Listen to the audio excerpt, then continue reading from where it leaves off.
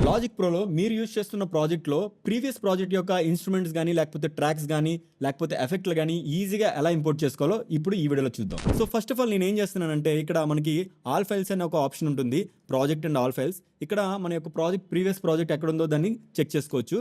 Session 9 అనేది నేను select చేసుకున్నాను. సెషన్ 9 సెలెక్ట్ చేసుకొని నేను డబుల్ క్లిక్ చేశాను. ఈ విధంగా నేను ఆ యొక్క ప్రాజెక్ట్లో ఏమేమైతే ట్రాక్స్ యూస్ చేశానో ఈ విధంగా చూపిస్తుంది. సో దాంట్లో నేను ఏ ప్లగిన్స్ యూస్ చేశాను, సో ఏ బస్సులు యూస్ చేశాను అనేది నాకు ఇక్కడ క్లియర్గా చూపిస్తుంది.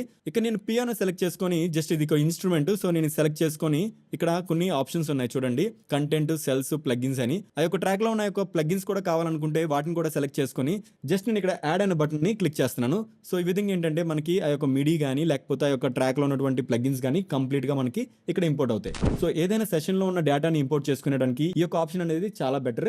సో మీరు కూడా లాజిక్ ప్రోలో ప్రీవియస్ ప్రాజెక్ట్లో ఉన్నటువంటి ఏవైనా సెషన్ ఇంపోర్ట్ చేసుకోవాలనుకుంటే ఈ ట్రిక్ని డెఫినెట్గా యూజ్ చేయండి. ఈ వీడియో నచ్చినట్టయితే లైక్ చేయండి, మీ లాజిక్ ప్రో యూజర్స్కి షేర్ చేయండి.